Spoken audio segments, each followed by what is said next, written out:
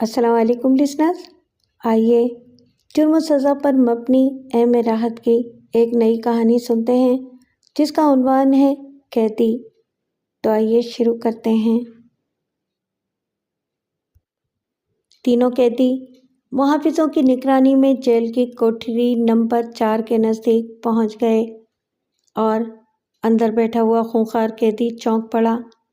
ایک محافظ نے کوٹری کی سلاخوں دار دروازے کا تالا کھولا اور تینوں قیدیوں کو اندر جانے کا اشارہ کیا۔ کوٹری میں بیٹھا ہوا قیدی، جس کی پشت پر 4 کا ہندسہ پڑا ہوا تھا، پپرے ہوئے انداز میں اٹھ کھڑا ہوا۔ کیا بات ہے حوالدار؟ اس نے خوفناک آواز میں پوچھا۔ یہ تینوں بھی تمہارے ساتھ رہیں گے، محافظ نے کرخت لہجے میں جواب دیا۔ یہ 3 ہیں، قیدی نے ہونٹ بھینچ کر کہا، اور چوتھا میں۔ جانتے ہو یہ کون سا ہندسہ ہے؟ کیا بکواس ہے، سیدھے بیٹھ جاؤ ورنہ دماغ درست کر دوں گا، حوالدار نے کرخت آواز میں کہا۔ سنو حوالدار، بہت مذاق ہو چکا، اس کوٹری میں 4 افراد نہیں رہ سکتے، ان میں سے ایک کو واپس لے کے جاؤ یا پھر ایک قیدی کو اور یہاں لے آؤ۔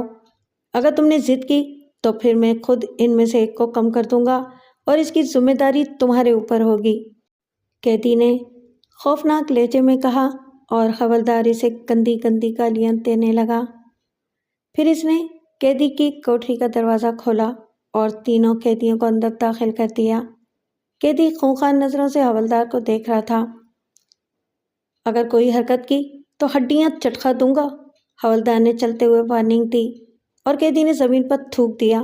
پھر غراتی ہوئی آواز میں بولا، حرکت تو ہوگی حوالدار، میں تم لوگوں سے کہہ چکا ہوں 4 کے ہندسے میں برداشت نہیں کر سکتا، لیکن تم جان بوجھ کر میری زندگی کے گاہک بن گئے ہو۔ اب حرکت کی بات ہے تو حرکت ہی صحیح، اس نے کہا اور دوسرے لمحے اس نے نئے آنے والے قیدی کا گریبان پکڑ لیا۔ اس کے گھوسے نے قیدی کو بہت دور پھینک دیا۔ دوسرے قیدی چیخنے لگے تھے اور پھر انہوں نے اپنے ساتھی کی مدد کے لیے پرانے قیدی پر حملہ کر دیا، لیکن پرانا قیدی فولاد کی طرح مضبوط تھا۔ وہ ان تینوں کی پٹائی کرنے لگا۔ محافظ بوکھلا گئے تھے۔ انہوں نے اپنی مدد کے لیے سیٹیاں بجا کر اور محافظوں کو بلایا۔ اندر اچھا خاصا ہنگامہ برپا ہو گیا تھا۔ قیدی ارنا بھینسے کی طرح مضبوط تھا۔ وہ تینوں قیدیوں پر بھاری پڑ رہا تھا۔ وہ خود بھی زخمی ہوا تھا اور انہیں بھی زخمی کر دیا تھا۔ جیل کے محافظوں نے اندر داخل ہو کر بمشکل تمام ان لوگوں کو الگ کیا۔ بپرے ہوئے حوالدار نے پرانے قیدی پر بری طرح ڈنڈے برسائے، یہاں تک کہ وہ گر گیا۔ تب وہ اس کے ہاتھوں میں ہتھکڑیاں ڈال کر اسے جیل کے اسپتال لے جانے لگے۔ قیدی لنگڑاتا ہوا چل رہا تھا، اس کی آنکھیں سرخ ہو رہی تھیں۔ اسے اسپتال میں داخل کر دیا گیا اور ڈاکٹر اس کی مرہم پٹی کرنے لگے۔ قیدی کی کوٹری میں ہنگامے کی اطلاع پورے جیل میں پھیل گئی اور جیلر نے اس ہنگامے کی تفصیل طلب کر لی جو توڑ مڑوڑ کر اس کے سامنے پیش کی گئی تھی۔ چنانچہ جیلر نے حکم دیا کہ دوسرے دن قیدی کو اس کے سامنے پیش کیا جائے۔ نوجوان جیلر چونکہ حال ہی میں اس عہدے پر فائز ہوا تھا، اس لیے ابھی اس کا دل پتھر نہیں ہوا تھا۔ اس نے جیل کا چارج سنبھالتے ہی اصلاحات کرنا شروع کر دی تھیں۔ گورنمنٹ کے خرچ پر جائز طریقے سے وہ قیدیوں کو جس قدر سہولت پہنچا سکتا تھا، اس کے لیے بھرپور کوششیں کی تھیں۔ بیجا مظالم اور ضرورت سے زیادہ مشقت کے لیے اس نے ضروری احکامات نافذ کیے تھے۔ غرض یہ کہ وہ ایک رحم دل اور فرض شناس افسر تھا اور قیدیوں کو نئے جیلر کے آنے سے خوشگوار تبدیلی کا احساس ہو چلا تھا۔ بہت سے قیدی اس سے خوش تھے اور بہت سے جیل کے کرتا دھرتا اس سے ناراض۔ انہیں تو صرف ڈنڈے کی حکومت پسند تھی۔ قیدی بھی کوئی انسان تھے جو ان کے ساتھ انسانوں کا سا سلوک کیا جاتا۔ بس ایک نئے افسر صاحب بلا وجہ ان قیدیوں کو سر چڑھا رہے تھے۔ اس بدماش قیدی نے جیل میں ہنگامہ کیا تھا۔ ہونا تو یہ چاہیے تھا کہ جیلر صاحب سرگزشت سننے کے بجائے حوالدار کو حکم دیتے کہ وہ ہنگامہ کرنے والے قیدی کو 3 دن تک الٹا لٹکائے رکھیں، بھوکا پیاسا رکھیں اور مار لگائیں تاکہ آئندہ قیدی کو بدماشی کرنے کی جرات ہی نہ ہو۔ لیکن رحم دل جیلر صاحب نے اسے اپنی رہائش گاہ کے ایک کمرے میں طلب کیا تھا۔ حوالدار اس بات پر ناراض تھا، تاہم اسے جیلر صاحب کے حکم کی تعمیل تو کرنا ہی تھی۔ چنانچہ دوسرے دن چند دوسرے محافظوں کے ساتھ وہ زخمی قیدی کو لے کر جیلر کی رہائش گاہ پر پہنچ گیا اور رہائش گاہ کی ڈرائنگ روم کے دروازے پر پہنچ کر وہ رک گیا۔ نہ جانے جیلر صاحب قیدی سے کہاں باس پرس کریں گے۔ چند ساعت کے بعد نوجوان جیلر آتا نظر آیا۔ سفید کرتے شلوار میں وہ بہت خوبصورت اور اسمارٹ نظر آ رہا تھا۔ اس کے ہونٹوں پر نرم سی مسکراہٹ تھی۔ قیدی کے نزدیک پہنچ کر اس نے گہری نگاہوں سے اسے دیکھا اور پھر محافظوں کو۔ کیا واقعہ تھا؟ اس نے محافظ سے پوچھا۔ یہ بہت بدماش آدمی ہے جناب، ہمیشہ دنگا فساد کرتا رہتا ہے۔ جب بھی اس کو نیا لباس دیا گیا تو اس نے قمیض پھاڑ دی اور کہا کہ وہ یہ قمیض نہیں پہنے گا۔ پھر جب اسے دوسری کوٹھری میں منتقل کیا گیا تو بھی اس نے بہت شور مچایا اور لڑنے مرنے پر آمادہ نظر آنے لگا۔ بڑی مشکل سے مار پیٹ کر قابو میں کیا گیا۔ شام کو اس کی کوٹھری میں 3 دوسرے قیدیوں کو پہنچایا گیا تو اس نے ان سے دنگا کیا۔ اس نے دھمکی دی تھی کہ وہ ان میں سے ایک کو ضرور قتل کر دے گا، اور یہ ایسا ہی کرتا اگر ہم لوگ مداخلت نہ کرتے۔ کیا یہ درست ہے قیدی نمبر 4؟ جیلر نے پوچھا اور قیدی تڑپ گیا۔ نمبر 4؟ اس نے دانت پیستے ہوئے کہا۔ ہاں درست ہے۔ جیلر نے اس کی آنکھوں میں دیکھا، پھر وہ محافظوں سے بولا، اس کی ہتھکڑیاں کھول دو، نہ تو یہ عدالت ہے اور نہ جیل خانہ، یہ میرا گھر ہے، تم لوگ جا کر آرام کرو، میں اس سے گفتگو کروں گا۔ لیکن جناب یہ بہت خطرناک اور بدماش ہے، محافظ نے کہا۔ جو کہا جا رہے ہیں وہ کہو اور وہی کرو۔ اگر یہ بدماش ہے تو میں اسے چیلنج کرتا ہوں، جس طرح چاہے بدماشی کر لے، میں اسے ہر طرح مقابلہ کرنے کے لیے تیار ہوں، جیلر نے کہا، اور محافظ نے برا سا منہ بناتے ہوئے ہتھکڑیاں کھول دیں اور قیدی اپنی کلائیاں مسلنے لگا۔ جیلر نے ڈرائنگ روم کا دروازہ کھولا اور قیدی کو اندر چلنے کا اشارہ کیا۔ قیدی خاموشی سے اندر داخل ہو گیا۔ جیلر بھی اس کے پیچھے ہی اندر پہنچ گیا تھا۔ پھر اس نے دروازے کی طرف منہ کر کے کہا، تم لوگ یہاں سے دور چلے جاؤ، ضرورت ہوئی تو ملازم سے بلوا لوں گا، یہاں کسی کی موجودگی کی ضرورت نہیں ہے۔ اور محافظ دل میں نہ جانے کیا کیا کہتے ہوئے ڈرائنگ روم سے دور چلے گئے۔ انہیں نئے جیلر کی یہ بات بالکل پسند نہیں آئی تھی۔ اس سے پہلے والا خرناٹ جیلر بہت شاندار آدمی تھا۔ اس نے اپنی رہائش گاہ میں ایک اذیت خانہ بنوا رکھا تھا، اور اس اذیت خانے میں داخل ہونے کے بعد بدماش سے بدماش قیدی ہمیشہ کے لیے ٹھیک ہو جاتا تھا۔ حوالدار نے اپنی آنکھوں سے قیدیوں پر اذیت رسانی کے دلچسپ مناظر دیکھے تھے اور بعض اوقات ان میں حصہ بھی لیا تھا۔ بیٹھ جاؤ، جیلر نے نرم لہجے میں کہا، اور قیدی زمین پر بچھے قالین پر بیٹھ گیا۔ یہاں نہیں، صوفے پر بیٹھو، تم میری توہین کر رہے ہو۔ اب کیا میں اتنا بد اخلاق ہوں کہ میرا مہمان صوفے پر بھی نہیں بیٹھ سکتا؟ جیلر نے کہا، اور قیدی جلتی ہوئی نگاہوں سے جیلر کو دیکھنے لگا۔ پھر اس نے ایک گہری سانس لے کر کہا، اگر یہ طنز ہے تو بہرحال مجھے برداشت کرنا ہوگا، میں کر بھی کیا سکتا ہوں۔ یہ طنز نہیں ہے میرے دوست، میری اور تمہاری کوئی دشمنی نہیں ہے، میں بھی اپنا فرض ادا کر رہا ہوں اور مہمان کی عزت کرنا جانتا ہوں۔ آرام سے صوفے پر بیٹھو ورنہ مجھے دکھ ہوگا۔ جیلر آگے بڑھا، اس نے نرمی سے قیدی کے کندھوں پر ہاتھ اور اسے صوفے پر بٹھا دیا۔ پھر اس نے دیوار میں لگی ہوئی گھنٹی بجائی اور ایک ملازم اندر آ گیا۔ چائے اور کھانے کے لیے کچھ لے کر آؤ۔ ملازم سر جھکا کر چلا گیا۔ قیدی عجیب سی نگاہوں سے اسے دیکھ رہا تھا۔ تب جیلر نے گہری سانس لے کر کہا، ہاں تو قیدی نمبر 4، اور قیدی پھر تڑپ گیا۔ 1 منٹ جناب، 1 منٹ، اگر آپ واقعی اتنے مہربان ہیں تو کیا میری یہ مشکل دور نہیں کر سکتے؟ کون سی مشکل؟ براہ کرم میرے اوپر سے نمبر 4 کی نحوست دور کر دیں۔ نمبر 4 میری پشت پر سوار ہے، میں اسی نحوست کے احاطے میں ہوں، میں اس سے بے پناہ خوف زدہ رہتا ہوں، اس لیے وہ جان بوجھ کر مجھ سے اس نمبر کا مذاق کرتے ہیں، یہ ان کی تفریح ہے۔ لیکن میری جان پر بن جاتی ہے اور جھنجھلایا ہوا انسان، زندگی سے بیزار شخص ان حرکتوں پر نہ اتر آئے تو کیا کرے؟ اوہ، چیلر نے حیرت سے کہا، میں سمجھا نہیں دوست، کیا آپ نے مجھے قیدی نمبر 4 نہیں کہا؟ آخر کیوں؟ صرف اس لیے کہ میری پشت پر 4 کا ہندسہ پڑا ہے؟ یہ ہندسہ میرے کرم فرماؤں نے خصوصی طور پر مجھے الاٹ کیا ہے۔ انہوں نے مجھ بیکس پر اپنے اختیارات آزمائے ہیں۔ میں نے اسی احتجاج میں ایک قمیض پھاڑ دی تو میری پشت پر بہت سے سرخ نشانات ابھر آئے۔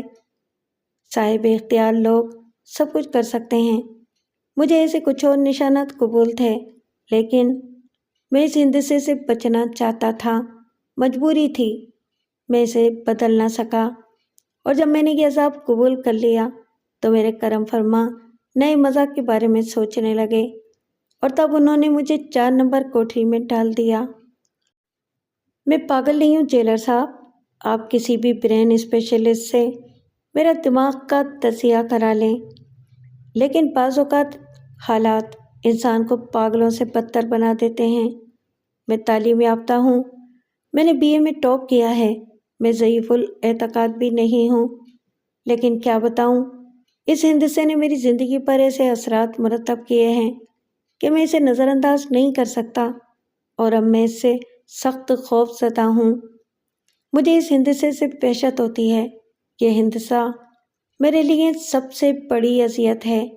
کاش مجھے کوئی اس سے نجات دلا دے، کاش۔ جیلر حیرت سے قیدی کی گفتگو سن رہا تھا۔ اسے یہ سن کر تعجب ہوا کہ یہ وحشی انسان گریجویٹ ہے۔ حالات انسان کی شخصیت کو کس قدر مسخ کر دیتے ہیں۔ وہ ایک تعلیم یافتہ شخص ہے، لیکن صوفے پر بیٹھتے ہوئے جھجکتا ہے۔ جیلر کو اس سے سخت ہمدردی محسوس ہوئی۔ کیا تم زیادہ زخمی ہو؟ اس نے ہمدردی سے پوچھا۔ ہاں جیلر صاحب، میرے پورے جسم میں سخت درد ہے۔ بھلا 4 کا ہندسہ 4 بار میرے قریب آئے، مجھ پر مسلط رہے اور میں اس کے اثرات سے بچ سکوں؟ قیدی نے بھرائی ہوئی آواز میں کہا۔ لیکن تم نے ان قیدیوں سے جھگڑا کیوں کیا تھا؟ جیلر نے پوچھا۔ جیلر صاحب، اس کوٹری میں میں تنہا تھا۔ 3 قیدی لائے گئے تھے، میں قیدی نمبر 4 نمبر کوٹری کا مکین، اور اس کوٹری میں کل 4 افراد۔ میں نے محافظ سے کہا تھا کہ یا تو ایک اور قیدی یہاں لایا جائے یا پھر ان میں سے ایک کو واپس لے جایا جائے، بس یہی بات تھی۔ لیکن ظریف الطبع محافظ اس دلچسپ کھیل کو کیسے نظر انداز کر سکتا تھا؟ تمہارا نام کیا ہے؟ جیلر نے پوچھا۔ بڑا دلچسپ، بڑا مذاقہ خیز، قیدی نے تلخی سے مسکراتے ہوئے کہا، یعنی ناصر۔ لیکن میری پوری زندگی شکست سے عبارت ہے جیلر صاحب۔ زندگی میں ایک بار بھی تو مجھے فتح نصیب نہیں ہوئی، قیدی نے بجھی ہوئی آواز میں کہا۔ مجھے تم سے ہمدردی ہے ناصر، لیکن اس کے ساتھ ساتھ میں حیران بھی ہوں کہ آخر وہ کون سے حالات ہیں جنہوں نے تمہیں ایک ہندسے سے اس قدر خوفزدہ کر دیا ہے؟ کیا آپ ان حالات کو سننے میں کچھ وقت ضائع کریں گے جیلر صاحب؟ کیوں نہیں، بلکہ اب تو انہیں سنے بغیر مجھے چین بھی نہیں آ سکتا، جیلر نے کہا۔ اسی وقت ملازم چائے کی ٹرالی دھکیلتا ہوا اندر آ گیا۔ اس پر چائے کے برتن اور کھانے پینے کا دیگر سامان چنا ہوا تھا۔ جیلر نے ملازم کو جانے کا اشارہ کیا اور پھر خود اٹھ کر قیدی کے لیے اور اپنے لیے چائے بنائی۔ اس نے قیدی سے بسکٹ اور پھل لینے پر بھی اصرار کیا۔ قیدی ممنون نظر آنے لگا، اس کی وحشت کم ہو گئی تھی۔ اس نے پھل وغیرہ کھائے اور بھی چائے کی گھونٹ لینے لگا۔ میں تمہارے حالات سننے کے لیے بے چین ہوں ناصر، چائے کا ایک کپ اور لو۔ شکریہ جیلر صاحب۔ قیدی نے ایک گہری سانس لی اور چائے بنانے لگا۔ پھر اس نے چائے کی پیالی اپنے سامنے رکھتے ہوئے کہا، علم الاعداد کی روح سے اس ہندسے کی کچھ خصوصیات ہیں۔ میں اس کی بحث میں نہیں پڑوں گا، بس یوں خیال کریں کہ یہ ہندسہ میری پیدائش سے ہی مجھ پر مسلط ہے، اور جب کبھی میں اس کے اثر سے نکلا ہوں خوشحال ہو گیا ہوں، لیکن جب اس نے اپنی نحوست مجھ پر ڈالی ہے میں کوشش کے باوجود جان نہیں بچا سکا۔ اور جیلر صاحب، خدا رحم کرے، اس بار یہ ہندسہ 3 بار مجھ پر حملہ آور ہوا ہے۔ آپ سمجھ رہے ہیں نا؟ آپ کے محافظوں نے 3 بار اسے مجھ پر سوار کیا ہے۔ خدا خیر کرے، کوئی حادثہ ضرور ہوگا جیلر صاحب، کوئی ایسا حادثہ جو میری کہانی ہی مکمل کر دے۔ اوہ، یہ خیال ذہن سے نکال دو، یہاں یہ ہنسا تمہارا کچھ نہیں بگاڑ سکے گا، میں وعدہ کرتا ہوں، جیلر صاحب نے مسکراتے ہوئے کہا۔ اگر آپ اجازت دیں تو میں قمیص اتار دوں؟ 4 کا ہندسہ مجھے اپنی پشت پر سانپ کی طرح رینگتا ہوا محسوس ہوتا ہے، قیدی نے کہا۔ اتار دو بھائی، تم نے میری دلچسپی حد سے زیادہ بڑھا دی ہے، جیلر نے کہا، اور قیدی نے قمیص اتار کر ایک طرف ڈال دی۔ پھر اس نے سکون کے گہرے گہرے سانس لیے، جیسے کوئی وزنی بوجھ پشت سے اتر گیا ہو۔ اس بات کا پتہ ایک طویل عرصے کے بعد چلا جیلر صاحب کہ میری تاریخ پیدائش 4 اپریل 1944 ہے۔ 4 اپریل سال کا چوتھا مہینہ اور 4 کے 2 ہندسے، گویا 4 مرتبہ 4، جس کا نتیجہ یہ نکلا کہ میری پیدائش کے چوتھے دن میری ماں مجھے بھوکا پیاسا بلکتا چھوڑ کر چلی گئی۔ اس کے جسم میں زہر پھیل گیا تھا۔ میرا باپ ایک خوشحال انسان تھا، کسی چیز کی کمی نہیں تھی، اچھا خاصا کاروبار چل رہا تھا، لیکن وہ میری ماں سے بہت محبت کرتا تھا۔ وہ اس کی جدائی برداشت نہیں کر سکا اور میری والدہ کے انتقال کے ٹھیک 4 سال بعد وہ حرکت قلب بند ہو جانے سے دنیا چھوڑ گیا۔ میں 4 سال کا تھا۔ زمانے کی ٹھوکریں تھیں، والد کی جمع کی ہوئی دولت میری کفیل بن گئی۔ ہمارا کوئی نہیں تھا، پڑوس کے ایک ولی صفت بزرگ نے میری پرورش کا ذمہ لیا۔ بذات خود وہ جو کچھ بھی تھے، لیکن ان کی اہلیہ، وہ مجھ سے بے پناہ نفرت کرتی تھیں۔ 4 سال کا معصوم بچہ جو ماں کی محبت نہیں جانتا تھا، البتہ باپ کی شفقت اسے یاد تھی، ظلم و ستم کی آغوش میں پرورش پانے لگا۔ وہ دنیا کے بارے میں کچھ نہیں جانتا تھا، اسے یہ بھی معلوم نہیں تھا کہ اس کا باپ کہاں چلا گیا۔ وہ یہ بھی نہیں جانتا تھا کہ شیخ عبدالقدوس کی اہلیہ، جنہیں وہ مامی کہتا تھا، اس سے اتنی ناراض کیوں رہتی ہیں۔ ان کے بھی 4 بچے تھے، 2 لڑکے 2 لڑکیاں۔ ایک لڑکا میرے برابر تھا، باقی سب بڑے تھے۔ ان سے محبت کی جاتی، انہیں پیار کیا جاتا، لیکن میرے سر پر کسی نے محبت سے ہاتھ نہیں رکھا۔ خود شیخ عبدالقدوس کو مجھ سے کوئی رغبت نہ تھی۔ ہاں، میری پرورش کی ذمہ داری قبول کرنے کے بعد ان کی قسمت ضرور چمک گئی تھی۔ پہلے وہ جامع مسجد کے پاس لکڑی کے ایک کیبن میں کپڑے فروخت کرتے تھے، لیکن میری پرورش کی ذمہ داری قبول کرنے کے 1 سال کے اندر ہی انہوں نے جامع مسجد کی مارکیٹ میں کپڑے کی ایک بڑی دکان کھول لی تھی۔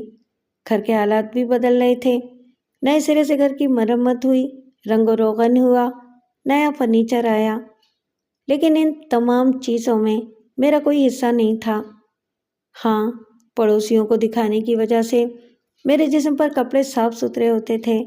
سب جانتے تھے کہ شیخ صاحب میری وجہ سے عیش کر رہے ہیں۔ اگر باہر والے بھی مجھے تکلیف میں دیکھتے تو وہ شیخ صاحب کی گردن ناپ سکتے تھے۔ شیخ صاحب چالاک آدمی تھے، چند بنیادی باتوں پر وہ ضرور توجہ دیتے تھے۔ چنانچہ جب ان کے 4 بچے شہر کے ایک عمدہ اسکول میں داخل ہوئے تو 4 ناچار مجھے بھی ان کے ساتھ بھیجا گیا۔ اسکول کی زندگی نے میری فطرت میں کچھ تبدیلیاں پیدا کیں۔ جتنا وقت اسکول میں گزرتا میں خوش رہتا۔ گھر میں آنے کے بعد وہی جھڑکیاں، وہی بے عزتی، دوسرے 4 بچوں سے پیار و محبت کا برتاؤ، اور میرے ساتھ ظلم و ستم۔ میں کیا بتاؤں جیلر صاحب، میرے ساتھ کیسا سلوک ہوتا تھا۔ مجھے طرح طرح سے پریشان کیا جاتا تھا۔ شیخانی صاحبہ کی دلی خواہش تھی کہ میں کسی کلاس میں پاس نہ ہوں۔ گھر پر میرے لیے تعلیم کے دروازے بند کر دیے گئے تھے۔ اسکول سے ملنے والا ہوم ورک مجھے کرنے نہیں دیا جاتا تھا۔ شیخانی صاحبہ نے اب بہت سی ذمہ داریاں میرے سپرد کر دی تھیں، جن کی وجہ سے مجھے وقت ہی نہیں ملتا تھا۔ لیکن مجھے پڑھنے کا شوق تھا، اس کے لیے میں چالاکی سے وقت نکال ہی لیا کرتا تھا، اور ان کی بدقسمتی تھی کہ سالانہ امتحان میں میرے ہی نمبر سب سے زیادہ آتے تھے۔ رفتہ رفتہ وقت گزرتا رہا، مصیبتوں اور جھڑکیوں کی آغوش میں پروان چڑھنے لگا۔ شیخ صاحب اب بڑے آدمی بن گئے تھے، مکان بھی بدل لیا گیا تھا، ایک خوبصورت بنگلہ، کار، عالیشان دکان، لیکن میری حیثیت اب بھی وہی تھی۔ اسکول سے نکل کر ہم کالج گئے۔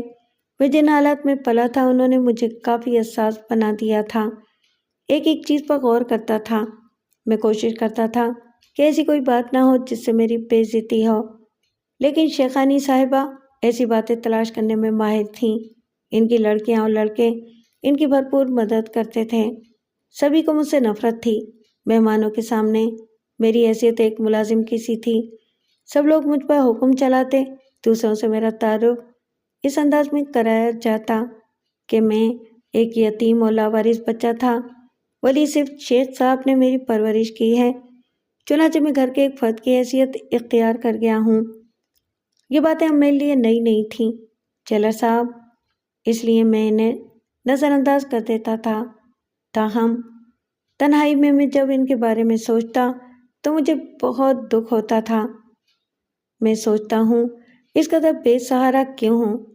پوری دنیا میں کوئی بھی تو میرا اپنا نہیں ہے۔ میرا دل ٹکڑے ٹکڑے ہو جاتا۔ کبھی سوچتا کہ گھر سے نکل بھاگوں، بہت دور چلا جاؤں جہاں مجھے کوئی نہ جانتا ہو، لیکن پھر میں اپنے حالات پر غور کرتا اور ٹھنڈی سانس لے کر رہ جاتا۔ میں ابھی کسی قابل نہ تھا، جاتا بھی تو کہاں، تعلیم بھی ادھوری رہ جاتی۔ میں تعلیم مکمل کر لینا چاہتا تھا، اور پھر ایک روز مجھے اپنی زندگی پر سوار 4 کے ہندسے کی اہمیت کا اندازہ ہوا۔ اتفاق سے میرے ہاتھ میرے والد کی ڈائری لگ گئی۔ یہ میں نے پہلے بھی دیکھی تھی، جو سامان میرے مکان کو فروخت کرنے کے بعد اٹھا کر لایا گیا تھا۔ اس میں یہ ڈائری بھی تھی۔ کوئی خاص بات نہیں تھی اس ڈائری میں، چند حسابات لکھے ہوئے تھے۔ ایک صفحے پر میری تاریخ پیدائش بھی تھی، 4 اپریل 1944۔ آج نہ جانے کیوں میں 4 کے ہندسے پر توجہ دے رہا تھا۔ 4 تاریخ، چوتھا مہینہ اور 44، 4 ہی 4۔ لیکن اس وقت میرے ذہن میں کوئی خاص خیال پیدا نہیں ہوا تھا۔ حسب معمول شیخ صاحب کے 4 بچے کالج جا چکے تھے۔ وہ 4 کار میں کالج جایا کرتے تھے اور میں بس سے جاتا تھا۔ وہ مجھے اپنے ساتھ لے جانا پسند نہیں کرتے تھے۔ بس اسٹاپ پر جاتے ہوئے راستے میں پیپل والی پلیا پڑتی تھی۔ پلیا کے نزدیک پیپل کے درخت کے نیچے ایک ننگ دھڑنگ فقیر ہمیشہ نظر آتا تھا۔ اس کا پورا جسم برہنہ ہوتا، لیکن سر پر ایک ترکی ٹوپی ضرور پہنے رہتا۔ بہت کم کسی سے بات کرتا تھا، لیکن جب بات کرتا تو فہم و ادراک سے بھرپور ہوتی۔ اس روز پہلی بار فقیر نے مجھے ٹوکا۔ سن، اس نے کہا، اور جب میں نے اس کی طرف دیکھا تو اس نے 4 انگلیاں اٹھا دیں۔ 4 آنے، اس نے کہا، اور میں نے جیب سے ایک چونی نکال کر اس کی طرف بڑھا دی۔ میں نہیں لوں گا، یہ تو تیرے ہیں، فقیر نے ہنستے ہوئے کہا۔ دیکھ، اپنی پیشانی پر دیکھ، چونی چپکی ہوئی ہے، اور سن، تیرے نام کے اعداد کا مخفی نمبر بھی 4 ہے۔ میں نہیں لوں گا تیری چونی، تو خود ہی رکھ۔ کوئی میں پاگل ہوں جو دوسروں کی مصیبت اپنے سر لوں؟ فقیر ہنستا ہوا دور بھاگ گیا اور میں پریشانی سے اسے دیکھتا رہ گیا۔ یہ کیا کہہ گیا تھا؟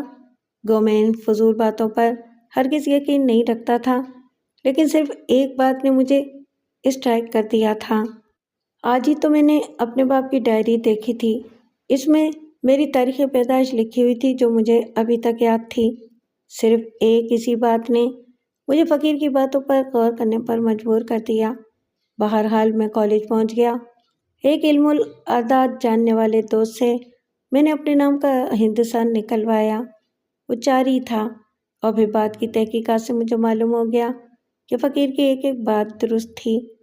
اور جیلر صاحب، فطری طور پر میں 4 کے ہندسے سے خوفزدہ رہنے لگا۔ شیخ صاحب کے 4 بچے تھے۔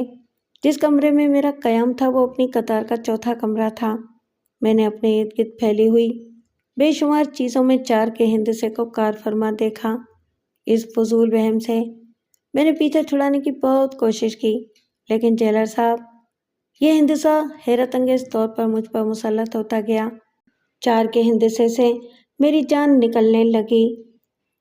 مہینے کی 4 تاریخ میرے لیے منحوس ہوتی ہے، 14 اور 24 تاریخ بھی میرے لیے پریشانیوں کی تاریخ ہوتی ہے۔ بس کوئی نہ کوئی گڑبڑ ہو ہی جاتی ہے۔ میں نے لاکھ خود کو سمجھایا، اپنی بزدلی اور توہم پرستی کا دل میں مذاق اڑایا، لیکن ان حالتوں میں اپنی ذہنی کیفیت کو کس طرح سنبھالتا؟ اب میں 4 کے ہندسے سے بچنے کی مستقل کوشش کرتا ہوں۔ بعض اوقات یہ کوشش مذاق کا خیز تک ہو جاتی ہے۔ لوگ مجھے حیرت سے دیکھتے ہیں، لیکن میں نے کسی سے اپنے اس وہم کا ذکر نہیں کیا تھا۔ شیخانی جی اور دوسرے لوگ مجھے شکی سمجھنے لگے تھے۔ بات بات پر مجھے جھڑکا جاتا تھا کہ یہ مجھے کیا ہو گیا ہے، لیکن میری حالت درست نہ ہوتی۔ میں 4 کے ہندسے سے مستقل بچتا تھا۔ 4 افراد ایک جگہ کھڑے ہوتے تھے تو میں کبھی ان میں شامل نہ ہوتا۔ آپ غور کریں جیلر صاحب، کیا میری یہ کیفیت غیر فطری تھی؟ میں کمزور ذہن کا انسان جس نے پوری زندگی پریشانیوں میں گزاری تھی، ان حالات سے کیسے متاثر نہ ہوتا؟ اور پھر جیلر صاحب، میری زندگی میں چند روزہ بہار نے قدم رکھا۔ میرے دل کے ویرانے میں چند کوپلیں پھوٹ آئیں۔ یوں سمجھیں کہ مجھ بے وقوف کی یہ ایک اور حماقت تھی، یا ستم ظریف قسمت نے میری زندگی میں ایک اور گل کھلا کر ایک دلچسپ تماشے کا بندوبست کیا۔ ہوا یوں کہ شیخ صاحب کی چھوٹی صاحبزادی، جو عمر میں مجھ سے 1.25 سال بڑی تھی، اسے اپنی ایک سہیلی کے ساتھ پارٹی میں جانا تھا۔ شیخانی انہیں اکیلے بھیجنے پر تیار نہیں تھیں، چنانچہ مجھے حکم ملا کہ میں صبا بی بی کے ساتھ جاؤں اور انہیں ساتھ لے کر آؤں۔ لیکن صبا بی بی کو نہ جانے کیا سوجی کہ انہوں نے مجھے کرتے شلوار میں لے جانے سے انکار کر دیا۔ انہوں نے کہا کہ اس طرح ان کی سبکی ہوگی۔ چنانچہ فرج صاحب کا سوٹ مجھے مل گیا۔ یہ اظہر شیخ کے سب سے چھوٹے صاحبزادے تھے، جو میرے ہم عمر اور ہم جسامت تھے۔ میں نے سوٹ پہنا اور شیخانی صاحبہ کے ہونٹ سکڑ گئے۔ میں بدنصیب سوٹ میں خاصا اسمارٹ لگ رہا تھا۔ جب میں صبا بی بی کے سامنے پہنچا تو وہ بھی مجھے دیکھتی رہ گئیں، اور پھر انہوں نے متحیرانہ انداز میں کار کا پچھلا دروازہ کھول دیا۔ میں پیچھے بیٹھ گیا اور صبا بی بی نے کار اسٹارٹ کر دی، لیکن وہ عقب نما آئینے میں برابر مجھے دیکھ رہی تھیں۔ انور، انہوں نے دھیمی آواز میں مجھے پکارا۔ جی صبا بی بی، تم اپنے لیے 2 سوٹ بنا لینا، اچھے لگتے ہو۔ جی، میں ایک ٹھنڈی سانس لے کر رہ گیا۔ فکر مت کرو، پیسے میں دوں گی۔ جی، میں نے مختصراً کہا۔ خاموش خاموش کیوں ہو؟ نہیں تو، ایسی کوئی بات نہیں ہے، میں نے زبردستی مسکراتے ہوئے کہا، لیکن قسمت آج کچھ زیادہ ہی مہربان تھی۔ صبا بی بی کو نہ جانے کیا ہو گیا تھا۔ اپنی سہیلی کے خوبصورت بنگلے پر اتر کر انہوں نے کار کا پچھلا دروازہ کھول دیا۔ آؤ، نیچے اترو، انہوں نے کہا، اور میں ہکا بکا نیچے اترا۔ مجھے کار ہی میں بیٹھ کر صبا بی بی کی واپسی کا انتظار کرنا تھا، لیکن صبا بی بی نے جو حکم دیا تھا اسے میں کیسے ٹال سکتا تھا؟ میں ان کے پیچھے پیچھے چل پڑا اور اس طرح اندر داخل ہو گئے۔ صبا بی بی کی سہیلیاں انہیں ریسیو کرنے کے لیے کھڑی ہوئی تھیں۔ او صبا، یہ انور ہے؟ ایک لڑکی جو کالج میں ہی پڑھتی تھی اور مجھے جانتی بھی تھی تعجب سے بولی۔ ہاں ہاں، میرے کزن۔ کیوں حیران کیوں ہو؟ کزن؟ لیکن تم تو کہتی تھیں، سہیلی حیرت سے بولی۔ تمہیں فضول باتیں کرنے کی عادت کچھ زیادہ ہی ہے، صبا نے اس کی بات کاٹتے ہوئے کہا، اور پھر میری طرف رک کر کے بولی، آؤ انور، اور میں حکم کا غلام آگے بڑھ گیا۔ صبا بی بی کی سہیلیوں نے انہیں گھیر لیا، جو میری حقیقت نہیں جانتی تھی۔ انہوں نے صبا سے طرح طرح کے مذاق کیے۔ انہوں نے کہا کہ شاید میں ان کا منگیتر ہوں، لیکن مجھے حیرت صبا پر تھی۔ انہوں نے کسی سے تردید نہیں کی اور صرف مسکراتی رہیں۔ واپسی میں ان کا رویہ بے حد نرم اور موڈ بہت خوشگوار تھا۔ سنو انور، میں تمہیں ڈرائیونگ سکھاؤں گی، پھر ہم اکثر ساتھ آیا کریں گے، راستے میں، انہوں نے کہا، اور میں نے گردن ہلا دی۔ اور سنو، رات کو پائن باغ میں آنا، تقریباً 1 بجے میں تمہارا انتظار کروں گی۔ میں ایک بار پھر دھک سے رہ گیا۔ میں نے تاریخ کا حساب لگایا کہ کہیں میری شامت تو مجھے آواز نہیں دے رہی ہے، لیکن وہ تاریخ نہ تھی۔ بہرحال میں احمق تو نہیں تھا جیلر صاحب، کہ صبا بیوی کی اس بدلی ہوئی کیفیت کو نہ سمجھتا۔ میرے دل میں بھی گدگدیاں ہو رہی تھیں، لیکن میرے حواس نے بھی ساتھ چھوڑ دیا تھا۔ اس گھر میں میری جو حیثیت تھی، اس کا مجھے احساس تھا۔ اس التفات کی خبر دوسروں کو ہو گئی تو کیا ہوگا؟ صبا بیوی تو ان کی اپنی ہی تھی، شامت مجھ غریب کی ہی آتی۔ بہرحال رات گئے تک میں سخت کشمکش میں گرفتار رہا۔ 1 بجنے والا تھا اور میرے ذہن میں آندھیاں اٹھ رہی تھی، دل و دماغ بے قابو تھے۔ ایک طرف صبا بیوی کی دعوت، ایک حسین دعوت جو میرے لیے نئی تھی، اور دوسری طرف خوف۔ پھر میں نے اپنی بزدلی پر لعنت بھیجی۔ ایسی بزدلی بھی کس کام کی؟ جو ہوگا دیکھا جائے گا، اور میں اٹھ گیا۔ دبے قدموں پائیں باغ میں پہنچ گیا۔ صبا بیوی میری منتظر تھیں۔ ان کے بال کھلے ہوئے تھے، انہوں نے ایک خوبصورت گون پہنا ہوا تھا جو تیز ہوا میں ان کے جسم سے چپک گیا تھا، اور ان کے بکھرے ہوئے سیاہ بال سفید چہرے پر اڑ رہے تھے۔ اس وقت وہ بہت حسین نظر آ رہی تھیں۔ مجھے تو ڈر لگ رہا تھا انور۔ وہ جلدی سے میرے قریب پہنچ کر بولی، ڈر؟ کیوں صبا بیوی؟ کیا بیوی بیوی لگا رکھی ہے؟ تنہائی میں بھی تم مجھے اسی طرح مخاطب کرو گے؟ مجھے صرف صبا کہو۔ آپ کو میری حیثیت نظر انداز نہیں کرنی چاہیے، میں نے کہا۔ مجھے تمہاری حیثیت معلوم ہے انور، مجھے سب کچھ معلوم ہے۔ گھر کے ہر فرد کو معلوم ہے۔ یہ جو اب ترم خان بنے پھرتے ہیں، اگر تم بہادری سے ان کے خلاف کھڑے ہو جاؤ تو کل یہ در در کی بھیک مانگیں گے۔ نہ جانے تم نے خود کو اس قدر کیوں گرا دیا ہے۔ صبا بیوی میرا ہاتھ پکڑ کر پھولوں کے ایک کنج میں پڑی ہوئی بینچ پر لے گئیں جو چاروں طرف سے ڈھکی ہوئی تھی۔ انہوں نے مجھے بٹھایا اور خود بھی میرے قریب بیٹھ گئیں۔ لیکن میں اس بات کو نظر انداز نہیں کر سکوں گا صبا بیوی کہ اس گھر نے مجھ بے سہارا کو سہارا دیا تھا۔ انہوں نے اس بات کا معاوضہ سود در سود وصول کر لیا ہے۔ خیر چھوڑو ان باتوں کو، میں تو تمہیں وہ نہیں سمجھتی جو دوسرے سمجھتے ہیں۔ یہ آپ کی محبت ہے، میں نے کہا۔ تم محبت سے واقف ہو انور؟ صبا بیوی نے عجیب سے لہجے میں کہا۔ کیوں نہیں؟ آج آپ نے میرے ساتھ جس یگانگت کا مظاہرہ کیا ہے، اس نے میں خاموش ہو گیا۔ ہاں، کیا کیا ہے اس نے؟ بتاؤ نا۔ صبا میرے کچھ اور قریب کھسک آئی۔ مجھے نئی زندگی دیتی ہے صبا، میں نے کہا، اور آج تمہاری محبت نے مجھے بھی ایک حسین زندگی بخش دی ہے انور۔ میں صدق کے دل سے کہتی ہوں کہ آج سے پہلے میں نے تمہارے بارے میں اس انداز سے غور ہی نہیں کیا تھا۔ آج جب میں نے تمہیں بھرپور نگاہوں سے دیکھا تو حیران رہ گئی۔ تم بے حد اسمارٹ ہو، تم بے حد وجیح ہو انور۔ تمہیں دیکھ کر میں اپنے دل پر قابو نہیں پا سکتی۔ صبا بیوی نے اپنا سر میری گود میں رکھ دیا۔ دوسرے لوگوں کے ساتھ مل کر میں نے بھی تمہارے ساتھ زیادتی کی ہے انور، مجھے معاف کر دو، مجھے معاف کر دو۔ میں تم سے محبت کرتی ہوں، اور اس سے پہلے کہ میں کچھ سوچوں، صبا بیوی نے میری گردن میں باہیں ڈال کر مجھے نزدیک تر کر لیا، اور پھر وہ میرے بالکل نزدیک تر تھیں۔ اس کا انجام سوچ لیا صبا؟ میں نے ایک نئی آواز میں کہا۔ انجام کی فکر مت کرو انور، تم تو پہاڑ ہو، ابھی انہیں تمہاری حیثیت کا احساس نہیں ہے۔ تمہاری گردن کی ذرا سی جنبش انہیں تمہارے قدموں میں لا ڈالے گی۔ نہیں صبا، میں قیامت تک ایسا نہیں کروں گا۔ جو کچھ ہوا اسے بھولنا ہوگا۔ ہاں، آپ یہ سوچیں کہ آپ کو مجھ غریب کے حوالے کیوں کر کیا جائے گا؟ تم نے بزدلی دکھائی تو کچھ نہیں ہوگا۔ میں چاہتی ہوں کہ تمہاری دولت تمہیں واپس مل جائے، اور اس کے ساتھ میں بھی۔ بس پھر میں ہوں گی اور تم اور زمانے بھر کی خوشیاں ہوں گی۔ صبا میرے پہلو میں بیٹھتے ہوئے بولی، اور میں کسی سوچ میں ڈوب گیا، لیکن صبا کی مرضی کے مطابق فیصلہ نہ کر سکا۔ صبا سے اب میری روزانہ ملاقاتیں ہوتی۔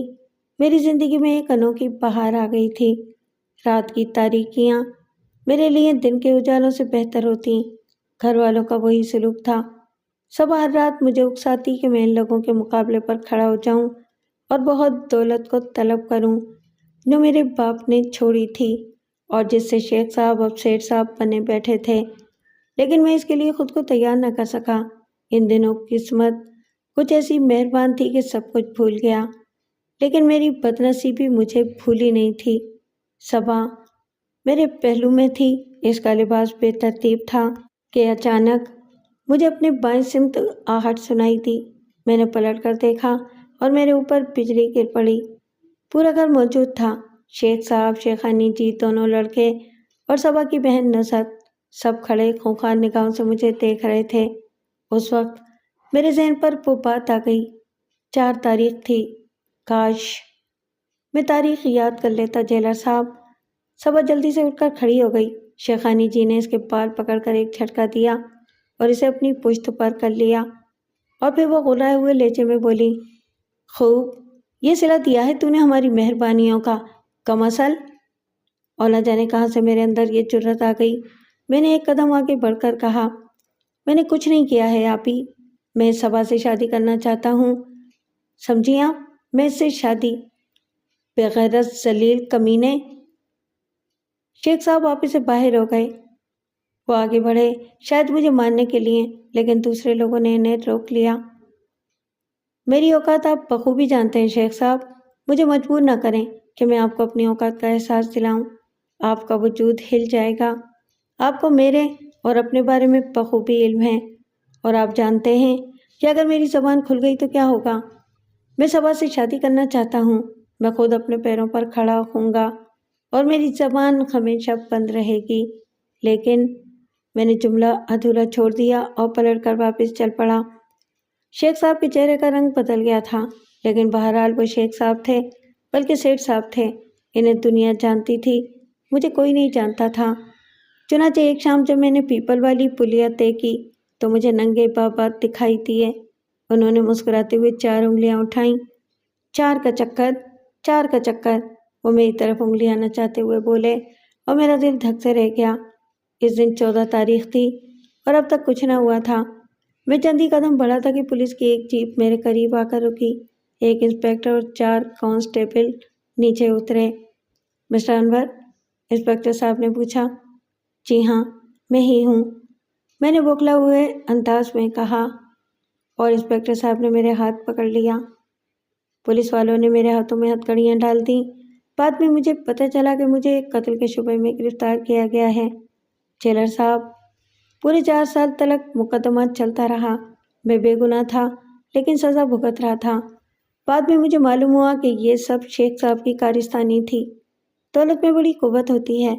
بہرحال قتل تو واقعی ہوا تھا، اور ایسے شواہد اکٹھے کیے گئے تھے کہ الزام میرے سر پر ہی آئے، لیکن پھر اصل قاتل پکڑا گیا۔ میری کسی نے ضمانت تک کی کوشش نہیں کی تھی۔ جب 4 سال کے بعد میں رہا ہو کر گھر پہنچا تو حالات ہی بدل چکے تھے۔ صبا اور نصرت کی شادی ہو چکی تھی، اب وہ ایک بچے کی ماں تھیں، بڑے لڑکی کی شادی ہونے والی تھی۔ شیخ صاحب نے مجھ سے معذرت کر لی کہ وہ اب مجھ جیسے بدنام انسان کو گھر میں نہیں رکھ سکتے، ان کی بدنامی ہوگی۔ چنانچہ اب میں بے گھر تھا، بس فٹ پاتھ تھے اور میں۔ کئی بار دل چاہا کہ شیخ صاحب کو عدالت میں گھسیٹ لوں، لیکن زمین نے گوارا نہ کیا۔ بہرحال ان لوگوں نے میری پرورش کی تھی۔ پھر میں ایک شام میں فٹ پاتھ پر بھٹک رہا تھا کہ ایک خوبصورت کار میں صبا مل گئی۔ وہ اپنے ڈرائیور کے ساتھ شاپنگ کرنے آئی تھی۔ مجھے دیکھ کر بھونچکی رہ گئی، اور پھر اس نے پھوٹ پھوٹ کر رونا شروع کیا۔ اس نے بتایا کہ اسے سخت مجبور کیا گیا تھا، اس کے ساتھ زبردستی کی گئی ہے، اسے مجھ سے شادی کی پاداش میں زندہ درگور کر دیا گیا ہے۔ اس کی شادی ایک بوڑھے ایکسائز آفیسر سے کر دی گئی ہے۔ صبا میری محبت میں کھو کر ڈرائیور کو بھول گئی تھی جو ہماری گفتگو سن رہا تھا۔ بہرحال صبا نے مجھے کافی رقم دی اور کسی عمدہ سے ہوٹل میں رہنے کے لیے کہا۔ اس نے کہا کہ وہ مجھ سے ملنے آیا کرے گی، لیکن اس کی نوبت ہی نہ آئی۔ ڈرائیور نے صبا کے شوہر کو تفصیل بتا دی، اور پھر ایکسائز آفیسر نے اپنی عزت بھی بچا لی اور مجھ سے انتقام بھی لے لیا۔ میرے کمرے سے چرس برآمد ہوئی تھی اور ناجائز منشیات رکھنے کے الزام میں مجھے گرفتار کر لیا گیا۔ جیلر صاحب، جس دن میں گرفتار ہوا اس دن بھی 4 تاریخ تھی۔ مجھے چرس رکھنے کے الزام میں 4 ماہ کی سزا ہوئی، اور اب اس 4 کے ہندسے سے مجھے ایسی شدید نفرت ہوئی ہے کہ آپ تصور نہیں کر سکتے۔ میں سب کو بے قصور سمجھتا تھا، صرف یہ 4 کا ہندسہ میری زندگی پر حاوی تھا، مجھے اس سے نجات نہیں تھی۔ 4 ماہ کی جیل کے دوران میری زندگی میں ایک اور انقلاب آیا۔ ایک شام چند قیدیوں کی شناختی پریڈ ہوئی۔ ایک بڑے آدمی کی لڑکی کا کوئی معاملہ تھا۔ بذات خود وہ صاحبزادی بھی شناخت کرنے والوں میں شامل تھیں۔ انہوں نے سہمی ہوئی نگاہوں سے قیدیوں کو دیکھا، مجھے بھی دیکھا، اور ایسی عجیب نگاہوں سے دیکھا کہ وہ نگاہیں کئی دن تک مجھے بے چین کیے رہیں۔ میں ان نگاہوں کا مفہوم تلاش کرنے کی کوشش کر رہا تھا، لیکن کچھ سمجھ نہ سکا۔ وہ میری بے چینی بڑھا گئی تھی، اور بات یہیں تک محدود نہ رہی۔ ایک شام ایک سپاہی نے مجھے اطلاع دی کہ کوئی خاتون مجھ سے ملاقات کرنے آئی ہیں۔ میرا دل دھک سے ہو گیا۔ شاید صبا ہو۔ میں ملاقات کے کمرے میں پہنچا اور وہاں انہیں صاحبزادی کو دیکھ کر حیران رہ گیا۔ کیسے ہیں؟ انہوں نے گردن جھکا کر پوچھا۔ جی، میں آپ کو اس روز میں شناختی پریڈ میں آئی تھی۔ جی ہاں، مجھے یاد ہے۔ بس میں اسی دن سے آپ کے بارے میں سوچتی رہی ہوں۔ اوہ، مگر کیوں؟ اس نے سرسراتے ہوئے لہجے میں کہا۔ آپ کا نام انور ہے؟ جی ہاں، لیکن آپ کو کیسے معلوم ہوا؟ میں نے آپ کے بارے میں معلومات حاصل کی ہیں۔ لیکن کیوں محترمہ؟ میں اب بھی حیران تھا۔ انور صاحب، میں آپ کو کچھ نہیں بتا سکتی۔ آپ کی رہائی میں صرف 24 روز باقی ہیں۔ میں بار بار آپ سے ملاقات کرنے نہیں آؤں گی۔ براہ کرم جب آپ رہا ہوں تو سیدھے میرے پاس آئیے۔ انہوں نے اپنا پتہ بتاتے ہوئے کہا۔ یاد رہے گا آپ کو یہ پتہ؟ ہاں، لیکن پلیز انور صاحب، بس آپ آئیے، میں آپ کو پھر بتا دوں گی، انہوں نے کہا اور اٹھ کر باہر نکل گئیں اور مجھ بدنصیب کو مزید الجھنوں میں ڈال گئیں۔ میں تو ان کے نام سے بھی واقف نہ تھا۔ نوٹ کریں جیلر صاحب، وہ محترمہ 14 تاریخ کو آئی تھیں اور میری رہائی میں 24 روز باقی تھے، لیکن اس وقت مجھ عقل کے اندھے نے دونوں تاریخوں پر توجہ نہیں دی تھی، جن میں 4 کا ہندسہ شامل تھا۔ ہاں، اس دن سے میں نے اپنی رہائی کے دن گننا ضرور شروع کر دیے تھے، اور پھر رہا ہو کر میں نے ذہن میں وہ پتہ دہرایا اور ایک خاتون سے ملنے کے لیے چل دیا۔ انہیں بھی میری رہائی کا دن یاد تھا اور وہ میری منتظر تھیں۔ بڑی محبت سے انہوں نے مجھے ریسیو کیا اور بڑی خوشی کا اظہار کیا۔ مجھے غسل کر کے لباس تبدیل کرنے کی پیشکش کی گئی۔ لباس بھی انہوں نے ہی مہیا کیا تھا۔ میں ان نوازشوں پر حیران تھا اور سوچ رہا تھا کہ قسمت میرے ساتھ کوئی نیا مذاق کرنے کی تیاریاں کر رہی ہے۔ بہرحال قسمت نے میرے ساتھ اتنے مذاق کیے تھے کہ اب کسی نئے مذاق کی میری نگاہ میں کوئی اہمیت نہیں رہ گئی تھی۔ میں اس نئے مذاق کے لیے پوری طرح تیار تھا۔ میں نے نہا کر لباس تبدیل کیا اور وہ مجھے دیکھ کر ششدر رہ گئی۔ انور صاحب، اس نے لرزتی ہوئی آواز میں کہا، میں سوچ بھی نہیں سکتی تھی کہ آپ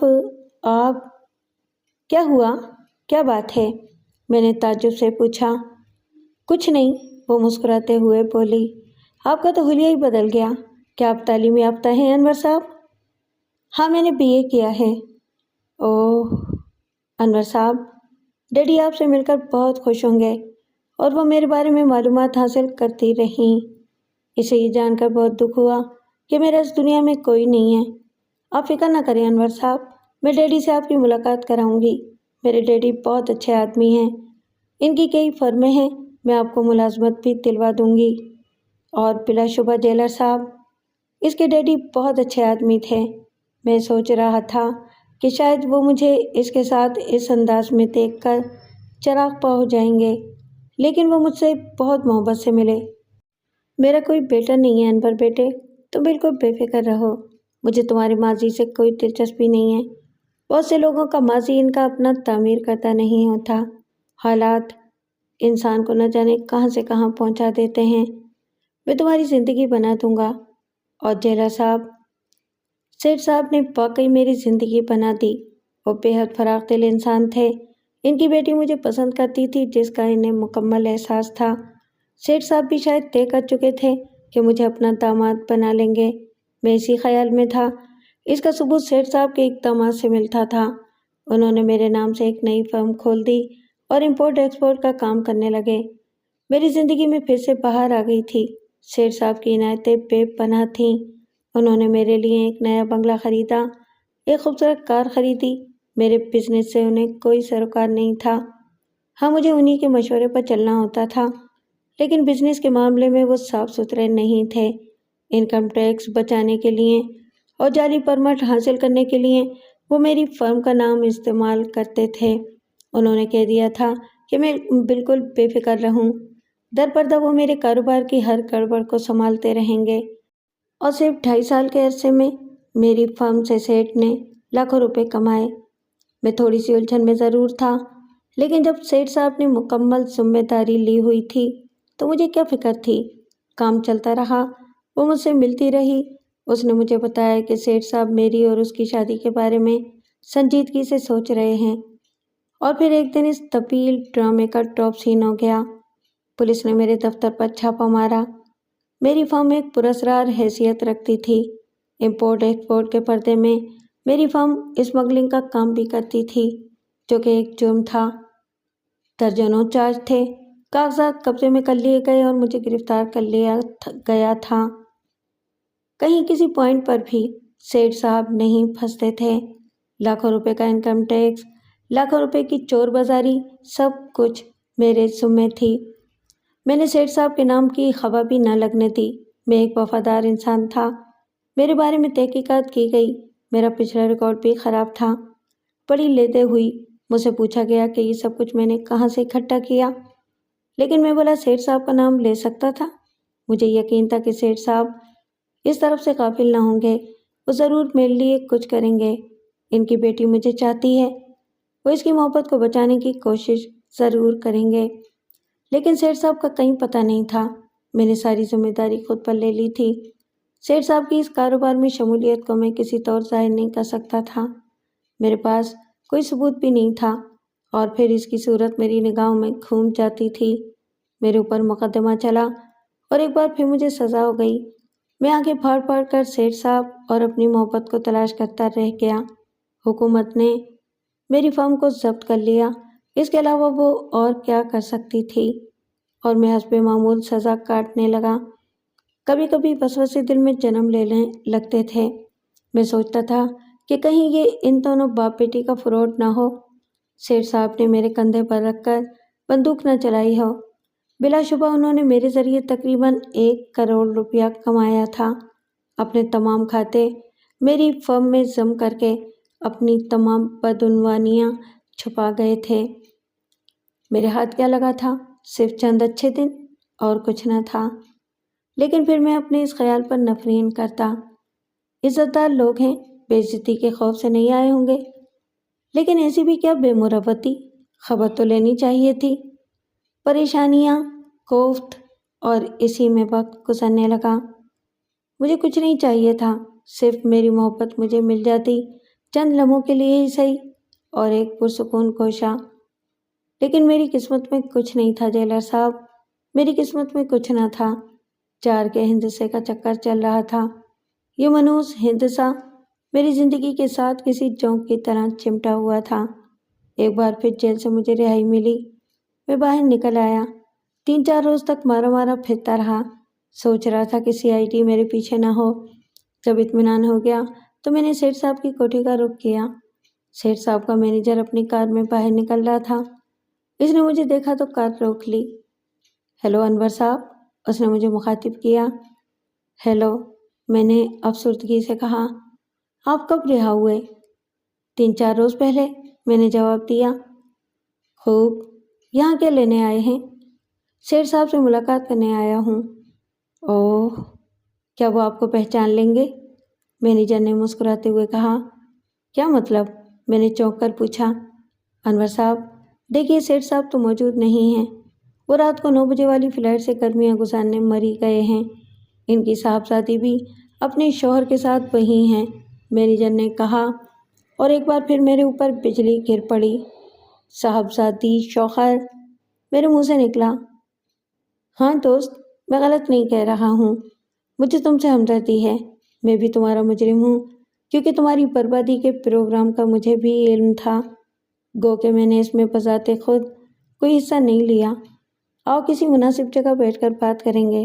मेरा सर घूम रहा था। जेलर साहब, एक बार फिर जालिम दुनिया ने मेरे एतमाद को धोखा दिया था। मैनेजर ने मेरा बाजू पकड़ा और अपनी कार में बिठा लिया। थोड़ी देर के बाद हम एक खूबसूरत से होटल के कमरे में بیٹھے ہوئے تھے۔ یہ بڑے لوگ کسی کے دوست نہیں ہوتے انور صاحب، اپنی مقصد براری کے لیے یہ نہ جانے کیسے کیسے کھیل کھیلتے ہیں۔ یہ دوسروں کی زندگی بے دریغ داؤ پر لگا دیتے ہیں اور انہیں اس بات کی کوئی پرواہ نہیں ہوتی کہ کسی کی زندگی برباد ہو کر رہ جائے گی۔ مجھے دیکھیے، میں ان کا مینیجر ہوں، 12 سال سے ان کی خدمات انجام دے رہا ہوں، لیکن ایک معمولی سی بات پر انہوں نے پچھلے ہفتے مجھے ملازمت سے نکال دیا۔ میں نے لاکھ منت سماجت کی، لیکن سیٹھ صاحب کا دل نہیں پسیجا۔ آج بھی میں ان سے ملاقات کرنے آیا تھا، لیکن وہ مریض چلے گئے۔ لیکن میرے بارے میں آپ کو کیا معلوم ہے مینیجر صاحب؟ اور میں جملہ پورا نہ کر سکا۔ مجھے معلوم ہے انور صاحب، مس بابا نے آپ کو محبت کا فریب دیا تھا، اور شاید یہ ان کی محبت ہی تھی کہ آپ نے مقدمے کے دوران سیٹھ صاحب کا نام نہیں لیا۔ لیکن سانپ کی اولاد بھی سانپ ہی ہوتی ہے انور صاحب۔ مس بابا نے خود میری لڑکیوں کے سامنے آپ کا مذاق اڑایا تھا۔ وہ آپ کے پیچھے آپ کو کاٹ کا الو کہتی تھی، اور میرے سر پر جیسے پہاڑ ٹوٹ پڑا۔ میرا ذہن معاف ہو گیا۔ مجھے یقین ہے، مینیجر کہہ رہا تھا کہ ایک بار بھی مس بابا آپ سے ملاقات کرنے نہیں گئی ہوں گی۔ آپ کے بارے میں پروگرام میرے سامنے ہی بنا تھا۔ چوری کا ایک کیس ہو گیا تھا جس میں مس بابا چور کو دیکھنے میں کامیاب ہو گئی تھیں۔ تب جیل میں چور کی شناختی پریڈ ہوئی۔ آپ کا نام مس بابا نے ہی پیش کیا تھا۔ کس سلسلے میں نے پھنسی آواز میں کہا۔ اسی سلسلے میں جس میں آپ پھنس گئے تھے۔ سیٹھ صاحب کی تمام فرموں میں بدعنوانیاں حد سے بڑھ گئی تھیں۔ بہت سے کالے کھاتے تھے جنہیں درست کرنے کا اس کے علاوہ اور کوئی ذریعہ نہیں تھا کہ جعلی نام سے ایک اور فرم کھول لی جائے۔ لیکن اس پروگرام میں ایک اور تبدیلی کی گئی۔ کسی ایسے آدمی کی تلاش کا فیصلہ کیا گیا جو ان کا لڑکا بن جائے، اور مس بابا نے یہ کام اپنے ذمہ لیا۔ ان کی نگاہ آپ پر تھی، چنانچہ انہوں نے میرے ساتھ مل کر آپ کے بارے میں معلومات حاصل کیں۔ آپ کی رہائی میں چند ہی روز باقی تھے اور آپ تعلیم یافتہ بھی تھے، چنانچہ آپ کا انتخاب کر لیا گیا۔ مس بابا نے آپ کو محبت کے جال میں پھانسا۔ سیٹھ صاحب بھی شریک تھے۔ دونوں نے آپ کو سبز باغ دکھائے۔ اس طرح نہ صرف سیٹھ صاحب نے اپنی پوزیشن صاف کر لی، بلکہ ایک فرم کے ذریعے بہت کچھ کمایا۔ اور پھر وہی ہوا، آپ پھنس گئے۔ اگر نہ بھی پھنستے تو سیٹھ صاحب ایک دن خود آپ کو پھنسا دیتے۔ اس طرح پروگرام مکمل ہو جاتا۔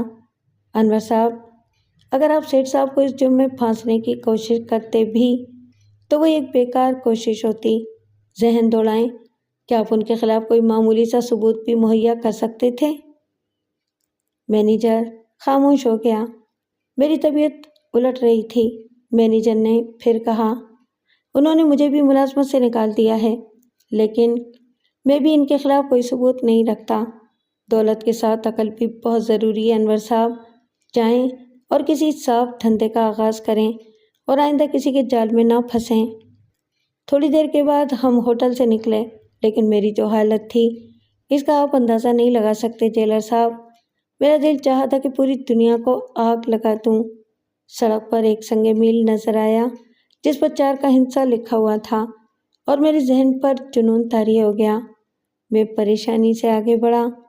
یہ ہندسہ آپ یقین کریں گے جیلر صاحب، یہ ہندسہ میری زندگی میں خاص اہمیت رکھتا ہے۔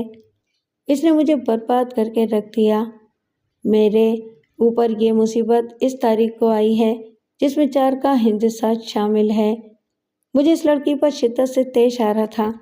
میرا بس نہیں چلتا تھا کہ اس کے ٹکڑے کر دوں۔ اس نے مجھے کیسا دھوکہ دیا، کتنا ذلیل کیا تھا اس نے مجھے۔ ایک پارک میں بینچ پر بیٹھ کر میں منصوبے بنانے لگا، اور میں نے سوچا کہ آج تک دنیا نے میرے ساتھ فراڈ کیا ہے، میں ظلم کی چکی میں پستہ چلایا ہوں۔ کیوں نہ میں اس دنیا سے انتقام لوں؟ کیوں نہ میں سب سے پہلے ان لوگوں کو مزہ چکھاؤں جو میری زندگی سے کھیلتے رہے ہیں۔ سب سے پہلے میں نے شیخ صاحب کی خبر لینے کا فیصلہ کیا۔ میں نے سوچا کہ ان سے ملاقات کروں اور صاف صاف کہہ دوں کہ میں عدالت میں ان کے خلاف کیس کرنے جا رہا ہوں، ورنہ وہ رقم مجھے واپس کر دیں جو میرا باپ چھوڑ کر مرا تھا۔ جس وقت میں شیخ صاحب کی کوٹھی میں داخل ہوا تو وہاں کوہرام مچا ہوا تھا۔ رونے پیٹنے کی آوازیں آ رہی تھیں۔ میں ہکا بکا رہ گیا۔ تب میں نے شیخ صاحب کے بڑے لڑکے کو دیکھا اور اس نے مجھے۔ میرا دل غصے سے بھرا ہوا تھا، لیکن حامد روتے ہوئے مجھ سے لپٹ گیا۔ ابو ہمیں چھوڑ کر چلے گئے انور بھیا، ابو ہمیشہ کے لیے رخصت ہو گئے۔ شیخ صاحب مر گئے تھے۔ میں نے ایک ٹھنڈی سانس لی۔ اب میں کیا کر سکتا تھا؟ بہرحال ان لوگوں نے مجھے واپس نہ آنے دیا اور میں شیخ صاحب کی تجہیز و تکفین میں شریک ہوا۔ حامد نے مجھ سے کوٹھی میں رہنے کی التجا کی۔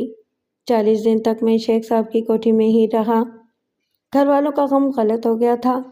40ویں کے بعد میں نے حامد سے اجازت مانگی۔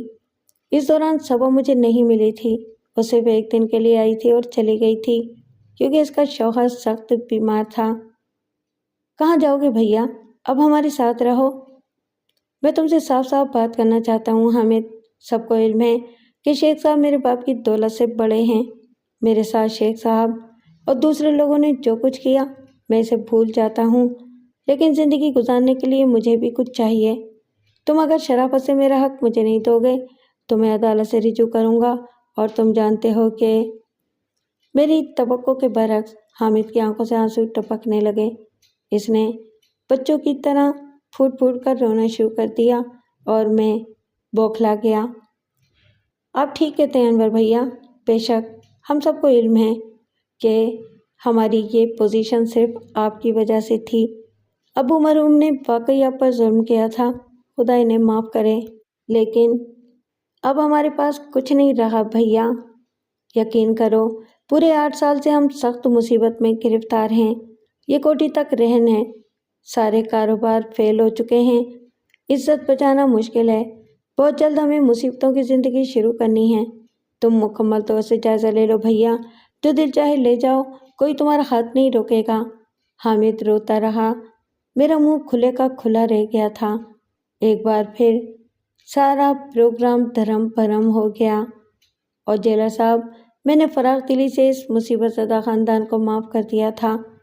بہرحال میں نے وہاں پرورش پائی تھی، لیکن سیٹھ صاحب کے لیے میرے دل میں نفرت کا طوفان تھا۔ مجھے اس مکار لڑکی سے انتقام لینا تھا جس نے مجھے محبت کے دام میں پھانس کر میری زندگی برباد کر دی تھی۔ میں نے حامد سے کچھ رقم مانگی۔ اس کے پاس صرف 400 روپے تھے۔ اس نے 400 روپے میرے ہاتھ پر رکھ دیے۔ 4 کا ہندسہ میری تباہی اور بربادی کا نشان۔ میں نوٹوں کو جیب میں ڈال کر چل پڑا۔ میں نے مری کا سفر کیا اور پھر سیٹھ صاحب کی کوٹھی تلاش کرنے میں مجھے کوئی دقت نہ ہوئی، لیکن کوٹھی پر موجود ملازموں سے معلوم ہوا کہ سیٹھ صاحب تو 15 روز پہلے ہی واپس چلے گئے۔ ان کی صاحبزادی 4 روز پہلے اپنے شوہر کے ساتھ واپس چلی گئیں۔ میں نے دل ہی دل میں اس 4 کی مصیبت پر لعنت بھیجی۔ حماقت میری تھی، مجھے معلوم کرنا چاہیے تھا کہ سیٹھ صاحب واپس تو نہیں آ گئے۔ بہرحال ابھی پیسے موجود تھے۔ میں نے الٹے پاؤں واپسی کا پروگرام بنایا۔ نحوستیں میرے پیچھے لگی ہوئی تھیں۔ اس دن 24 تاریخ تھی جب میں واپس پہنچا۔ اسٹیشن سے نکل کر میں ٹیکسی کی تلاش میں چلا تو دور سے مجھے پلیا والا فقیر نظر آیا۔ وہی انداز، وہی شکل۔ اس نے مجھے دیکھتے ہی 4 انگلیاں اٹھا دیں اور میرا خون کھول گیا۔ میں نے آگے بڑھ کر فقیر کی گردن پکڑ لی۔ اب اور کیا چاہتا ہے؟ بول، اب اور کیا چاہتا ہے؟ جواب دے۔ یہ 4 کی نحوست کب دور ہوگی مجھ سے؟ میں نے پاگلوں کے سے انداز میں پوچھا۔ خون، خون، صرف خون۔ چھوڑ میری گردن، میرا خون خراب ہے۔ اس نے میری کلائی کو ایک جھٹکا دیا اور بھاگ گیا، لیکن میری ذہن میں آگ لگ گئی تھی۔ اس نے کیا کہا تھا؟ خون؟ تو کیا؟ ہاں یہی ہوگا۔ یقیناً سیٹھ صاحب میرے ہاتھ سے بچ نہ سکیں گے۔ میں ان کا خون کر دوں گا۔ میں ان کی مکار بیٹی کے ٹکڑے اڑا دوں گا۔ میں اسے مضبوط ہاتھوں سے دبا کر ہلاک کر دوں گا اور تب مجھ پر سے 4 کی نحوست ٹل جائے گی۔ جیلر صاحب، میں نے ایک تیز دھار کا لمبا چاقو خریدا اور اسے اپنی جیب میں چھپا لیا۔ اس کے بعد میں سیٹھ صاحب کی کوٹھی کے گرد گھومنے لگا۔ رات کی تاریکی میں موقع پا کر سیٹھ کی کوٹھی میں داخل ہو گیا۔ یاد رہے کہ 24 تاریخ تھی۔ میں نے سیٹھ صاحب کی خوابگاہ کا رخ کیا اور چھپتا چھپاتا ان کی خوابگاہ پر پہنچ گیا، لیکن ابھی میں نے خوابگاہ کا دروازہ بھی نہیں کھولا تھا کہ 3-4 ملازموں نے مجھ پر حملہ کر دیا۔ انہوں نے میرے ہاتھ میں چاقو نہیں دیکھا تھا، ورنہ شاید یہ جرأت نہ کرتے۔ میں جو جنون میں مبتلا تھا ان ملازموں پر ٹوٹ پڑا۔ ان میں سے میں نے 3 کو سخت زخمی کر دیا، لیکن بالآخر چاقو میرے ہاتھ سے نکل گیا۔ ملازموں نے مجھے مار مار کر ادمرا کر دیا اور سیٹھ صاحب نے مجھے پولیس کے حوالے کر دیا۔ میں ایک عادی مجرم تھا، میری ایک بھی نہ سنی گئی۔ سیٹھ صاحب پر لگائے گئے الزامات کا مذاق اڑایا گیا، مقدمہ چلا اور جیلر صاحب میں چوتھی بار جیل آ گیا۔ دیکھا آپ نے 4 کے ہندسے کا کمال۔ میری جگہ کوئی بھی شخص ہوتا تو کیا پاگل نہ ہوتا؟ جیلر صاحب، میں 4 کے ہندسے سے اس قدر خوفزدہ ہوں جیسے کسی زہریلے سانپ سے۔ سانپ تو صرف ایک بار ڈستے ہیں جیلر صاحب، لیکن اس کے 4 کے چکر نے مجھے کتنی بار ڈسا ہے۔ اس کے بعد بتائیے، اگر آپ کے ہر کارے اپنی تفریح طبع کی خاطر میرے اوپر ظلم کریں تو کیا یہ درست ہے؟ انہوں نے اندازہ لگا لیا کہ میں 4 کے ہندسے سے خوفزدہ ہوں۔ میری کوٹھی پر 4 کے ہندسے چاک سے دیواروں پر لکھ دیے جاتے ہیں۔ مجھے خاص طور سے 4 نمبر کوٹھی دی گئی ہے اور مجھے قیدی نمبر 4 بنا دیا گیا۔ اس طرح 4 کا ہندسہ مجھ پر مسلط کر دیا گیا۔ یہ دنیا رحم سے کس قدر آ رہی ہے جیلر صاحب؟ میں بھی تو انسان ہوں، میری تکلیف بھی تو تکلیف ہے۔ جس شخص کی پوری زندگی کو مذاق بنا دیا گیا ہو، کیا اسے اتنا حق بھی نہیں ہے کہ وہ احتجاج کر سکے؟ قیدی نمبر 4 کی آنکھیں ٹپٹپائیں۔ جیلر تعجب سے اس کی کہانی سن رہا تھا۔ بلا شبہ انوکھی کہانی تھی۔ اتنے خوفناک واقعات اگر کسی بھی شخص کے ساتھ پیش آتے تو وہ یقینی طور پر پاگل ہو جاتا۔ اس بیچارے کی دماغی کیفیت اس حد تک پہنچ گئی تھی تو کوئی خطرے کی بات نہیں تھی۔ مجھے کہانی سن کر بہت دکھ ہوا۔ انور، تمہارا کیا خیال ہے کہ اس نمبر کی نحوست تمہارے اوپر سے ٹل نہیں گئی؟ بالآخر جیلر صاحب نے پوچھا۔